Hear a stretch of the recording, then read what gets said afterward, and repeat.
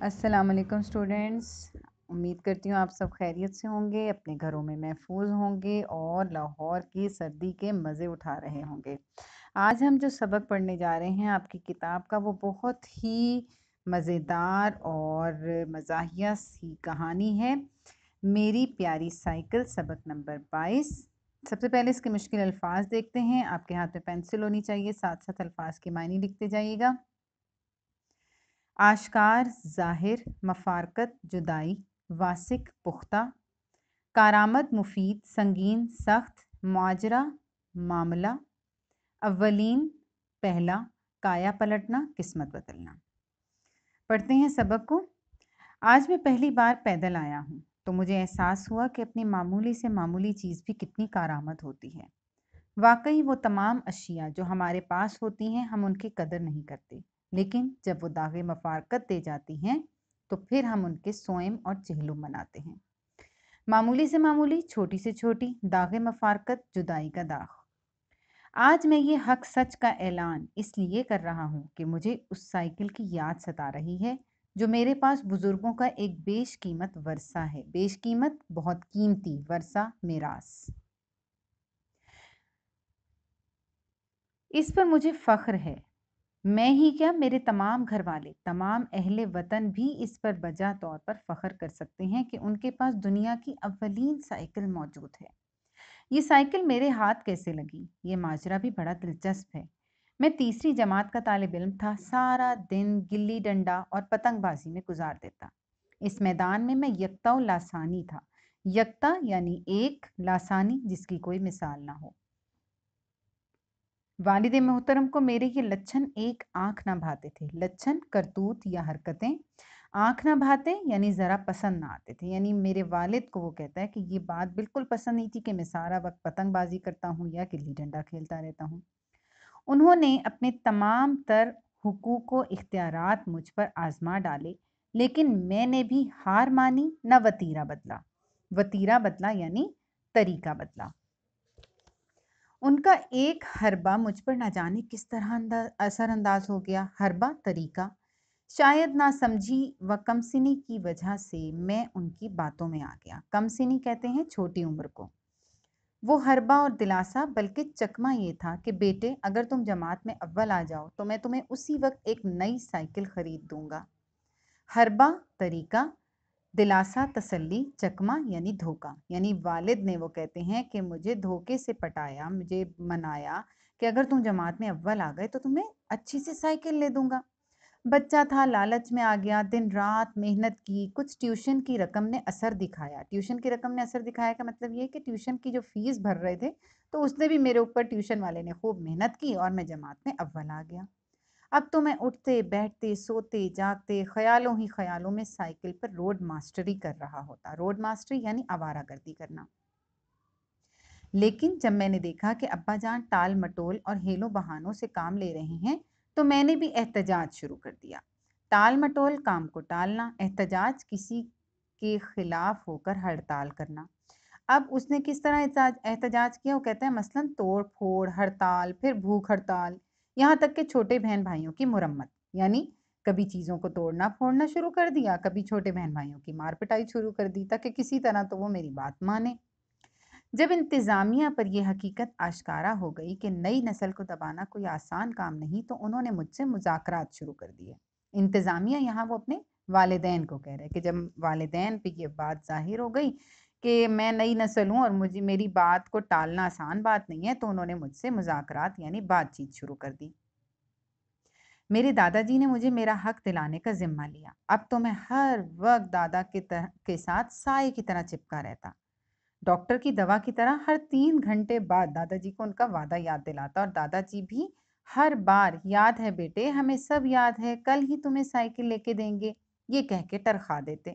ٹرخا دیتے یعنی ٹال دیتے، لیکن وہ خوش قسمت کل نہ آیا۔ یعنی دادا جی نے جب وعدہ لیا کہ اچھا میں تمہیں سائیکل دلاؤں گا تو روز میں دادا جی کے پیچھے لگا رہتا، دادا جی سائیکل سائیکل، تو انہوں نے وہ بھی مجھے ٹرخانے لگ گئے اور کہہ دیتے کہ ہاں بیٹے مجھے یاد ہے۔ آخر کار دادا جی نے اپنے کسی ہم اثر عزیز سے زمانہ قبل مسیح کی ایک عدد سائیکل میرے لیے خرید ڈالی۔ ہم اثر یعنی ہم زمانہ یعنی دادا کے زمانے کے، عزیز دوست، قبل مسیح پرانے زمانے کی۔ سائیکل کو غور سے دیکھا تو میری آنکھوں میں آنسو بھر آئے۔ میں چیختا چلاتا سائیکل کو گھسیٹتا والد محترم کے حضور پیش ہو گیا اور شکایت کی کہ دادا جی نے میرے ساتھ سنگین مذاق کیا ہے۔ انہوں نے مجھے جان بوجھ کر اپنے دادا سے بھی زائد العمر یہ سائیکل خرید دی ہے۔ زائد العمر یعنی دادا سے بھی بڑی عمر کی، دادا سے بھی زیادہ عمر کی، زائد العمر زیادہ عمر کی۔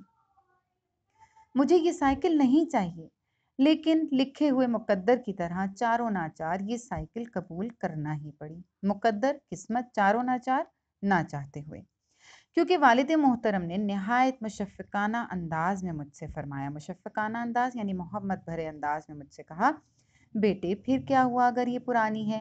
میں ابھی اسے خالد سائیکل ورکس والوں کو دے آتا ہوں، وہ اس کی مکمل اوور ہالنگ کر دیں گے اور کسی کو شک بھی نہیں ہوگا کہ یہ نئی ہے یا پرانی۔ اوور ہالنگ کرتے ہیں، کہتے ہیں نئی کر دینے کو، یعنی انہوں نے ایک میکینک کی دکان کا نام لیا کہ خالد سائیکل ورکس والوں کو دے دوں گا، وہ اس کو بالکل نیا کر دیں گے۔ یہ سن کے میری خوشی کی انتہا نہ رہی۔ ابا جی نے سائیکل اٹھا لی اور خالد سائیکل ورکس والوں کو دے آئے۔ انہوں نے 2 دن بعد دینے کا وعدہ کیا۔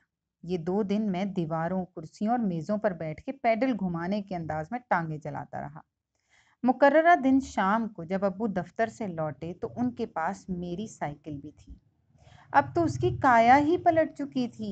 کایا پلٹنا، حالت بدلنا، یعنی بڑھاپے میں بھی جوانی کا عالم، یعنی پرانی تھی اور اب نئی ہو گئی تھی۔ اس میں کئی اضافے ہو چکے تھے، مثلاً گھنٹی، سٹینڈ، کیریئر اور روڈ پرنٹ 007 کی نمبر پلیٹ وغیرہ وغیرہ۔ ارے واہ، یہ تو سائیکل اس کی بالکل نئی ہو گئی تھی۔ رات ساری میں اس پر کاغذ چڑھاتا رہا تاکہ دوستوں کو بتا سکوں کہ یہ نئی خریدی ہے، کیونکہ نئی سائیکل خریدتے ہیں تو اس کے اوپر ریپ ہوئی ہوتی ہے، ڈھکی ہوتی ہے کاغذوں سے، پلاسٹک سے، تو اس نے بھی اس کے اوپر خوب کاغذ چڑھائے تاکہ دوستوں کو ان کے سامنے اتاروں اور بتاؤں کہ دیکھو نئی سائیکل ہے۔ اس کام سے فارغ ہو کر اس نے 2-3 چکر صحن ہی میں لگائے اور اسے سرہانے کھڑا کر کے سو گیا، یعنی اپنے تکیے کے پاس ہی اس نے اپنے بستر کے پاس ہی اسے کھڑا کیا اور سو گیا۔ صبح سویرے اٹھتے ہی میں نے سائیکل نکالی اور محلے میں گھومنا شروع کر دیا۔ اب تو دور نزدیک یہاں تک کہ پڑوسیوں کے گھر بھی کوئی کام ہوتا تو میں سائیکل پہ ہی جاتا، یعنی اتنا مشہور ہو گیا اور اتنا شوق چڑھا ہوا تھا کہ نئی سائیکل ہے تو ہر کام کے لیے وہ سائیکل ہی اپنی استعمال کرتا تھا۔ میرے پاس یہی اس کی مختصر سی جوانی تھی۔ چند ہی روز بعد سائیکل سے صدائے احتجاج، نہ چڑھ نہ چڑھ نہ چڑھ بلند ہونا شروع ہو گئی، یعنی سائیکل سے آوازیں آنے لگیں۔ احتجاج یعنی انکار جیسی آوازیں کہ مجھ پہ نہ چڑھو، ایسی آوازیں سائیکل میں سے آنے لگ گئیں۔ گویا پرانے پرزے بالآخر پرانے ہی نکلے۔ ان کی بظاہر ٹپ ٹاپ بے سود نکلی۔ ٹپ ٹاپ ہوتا ہے شان و شوکت، بے سود بے فائدہ۔ اب میں نے اس کے آگے سفید جھنڈا لگا دیا تاکہ دور سے آنے والا یہ سمجھ جائے کہ اس امن پسند سے ٹکر لینا مہنگا پڑے گا۔ یعنی اب اس نے کیا کیا کہ سائیکل کے آگے ایک جھنڈا لگا دیا سفید رنگ کا کہ لوگ دور سے ہی سمجھ جائیں اس سے دور ہو جاؤ۔ ویسے تو دور دور تک یہ خود ہی اپنی آمد کی اطلاع پہنچا دیتی ہے تاکہ لوگ محترمہ کے لیے خود بخود راستہ بناتے جائیں، یعنی دور سے اس کی آوازیں آنا شروع ہو جاتی ہیں تو لوگ خود بخود پیچھے ہٹ جاتے ہیں، راستہ دے دیتے ہیں۔ اگر کوئی پھر بھی نہ ہٹے تو مجھے طرح طرح کی گردانیں دہرانا پڑتی ہیں۔ گردانیں یعنی بار بار ایک بات کرنی پڑتی ہے، جیسے میرا ذمہ لوٹ پوٹ، میرا ذمہ لوٹ پوٹ، یا پھر بریکوں سے بغیر بریکوں کے بغیر ای کر کے لوگوں کو بتانا پڑتا ہے کہ میں آ رہا ہوں، اور میرا ذمہ لوٹ پوٹ یعنی میں ذمہ دار نہیں ہوں۔ وقت کے ساتھ ساتھ اب یہ سائیکل صرف ہینڈل، پیڈل، 2 پہیوں اور چند سریوں پر مشتمل رہ گئی ہے۔ باقی چیزیں شاید کباڑیوں کے پاس پہنچ چکی ہیں۔ ذرا وہ نقشہ تو آنکھوں کے سامنے لائیں۔ ایک اچھا بھلا شریف آدمی 3-4 سریوں پہ چڑھا کیسا لگتا ہوگا؟ یقیناً بازیگر۔ بازیگر یعنی کرتب دکھانے والا۔ کیا لوگ اس کے احترام میں خود ہی راستہ نہ چھوڑ دیتے ہوں گے کہ کہیں یہ ہمارے سر ہی نہ چڑھے؟ یہی وجہ ہے کہ آج تک مجھے کوئی حادثہ پیش ہی نہیں آیا۔ یہ الگ بات ہے کہ راستے میں ہی ہم ایک دوسرے سے الجھ جاتے ہیں۔